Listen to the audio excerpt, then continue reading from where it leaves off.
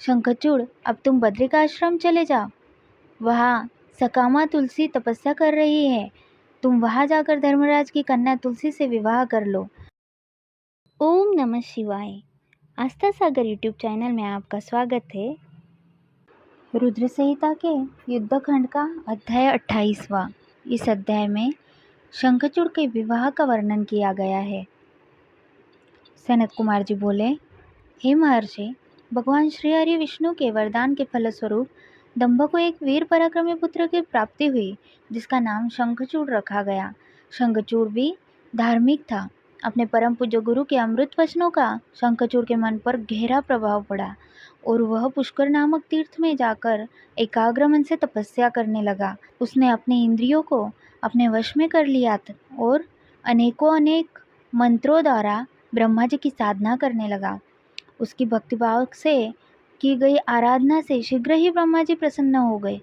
एक दिन जब शंखचूड़ प्रतिदिन की भांति तपस्या में मग्न था, ब्रह्मा जी उसके सामने प्रकट हो गए। अपने आराध्य को एकाएक अपने सामने इस प्रकार खड़ा देखकर शंखचूड़ की प्रसन्नता की कोई सीमा न रही। वह ब्रह्मा जी के चरणों में लेट गया और उनके पैरों पर अपना सिर रखकर उनकी स्तुति करने लगा। ब्रह्मा जी ने शंखचूड़ को ऊपर उठाया और उससे कहा, हे वत्स, मैं तुम्हारी आराधना से बहुत प्रसन्न हूँ। तुम जो चाहो मुझसे वरदान मांग सकते हो। मैं तुम्हारी सभी कामनाएं पूर्ण करूँगा। अपने आराध्य ब्रह्मा जी के ये वचन सुनकर शंखचूड़ बोला, हे ब्रह्मा जी, यदि आप मुझ पर प्रसन्न हैं तो मुझे यह वरदान दीजिए कि मुझे कोई भी न जीत सके। शंखचूड़ के इस वर को सुनकर ब्रह्मा जी बोले, ऐसा ही होगा। और फिर उसे भगवान श्री कृष्ण का अक्षय कवच देते हुए वे कहने लगे कि शंखचूड़, अब तुम बद्रिकाश्रम चले जाओ। वहाँ सकामा तुलसी तपस्या कर रही है। तुम वहाँ जाकर धर्मराज की कन्या तुलसी से विवाह कर लो। यह कहकर ब्रह्मा जी वहाँ से अंतर्धान हो गए। ब्रह्मा जी के अंतर्धान होने पर शंखचूड़ बद्रिकाश्रम की ओर चल दिया। वहाँ जाकर वह तुलसी के पास पहुँचा। शंखचूड़ को अपने सामने खड़ा देखकर वह बोली, मैं धर्मराज की पुत्री तुलसी हूँ। आप कौन हैं और यहाँ किस लिए आप आए हैं? कृपया आप यहाँ से चले जाएं। आप शायद नहीं जानते कि स्त्री जाति मोहिनी होती है। तुलसी के वचन सुनकर शंखचूड़ बोला, हे देवी, आपके वचन सत्य है, परंतु यहाँ मैं अपने आराध्य भगवान ब्रह्मा जी की आज्ञा से आया हूँ। मैं धनु का वंशज दानव दंभ का पुत्र शंखचूड़ हूँ। पूर्व में राधिका के दिए गए श्राप के कारण मैं दानव कुल में जन्मा हूँ। यह सब कहकर शंखचूड़ चुप हो गया।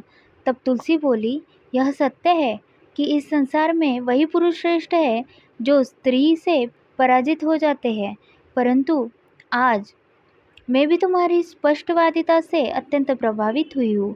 जब इस प्रकार शंखचूड़ और तुलसी आपस में बातें कर रहे थे, तभी वहाँ ब्रह्मा जी प्रकट हो गए। उन्हें देखकर तुलसी और शंखचूड़ दोनों ने उन्हें प्रणाम किया। तुम दोनों यहाँ अभी तक बातें ही कर रहे हो? शंखचूड़, मैंने तुम्हें यहाँ तुलसी का पानी ग्रहण करने के लिए भेजा था। तुम निश्चय ही पुरुषों में श्रेष्ठ हो और तुलसी निसंदेह ही स्त्रियों में रत्न।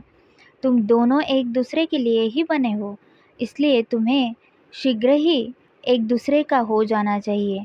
शंखचूड़ और तुलसी को विवाह करने के लिए कहकर ब्रह्मा जी वहाँ से चले गए। ब्रह्मा जी का आदेश मानते हुए तुलसी और शंखचूड़ ने गंधर्व रीति से विवाह कर लिया। तत्पश्चात वे दोनों अनेक सुंदर मनोरम स्थानों पर अनेकों वर्षों तक विहार करते रहे। एक दूसरे का साथ पाकर वे बहुत प्रसन्न थे। अध्याय 28वां समाप्त। अगली कथा हम अगले अध्याय में सुनेंगे। ओम नमः शिवाय।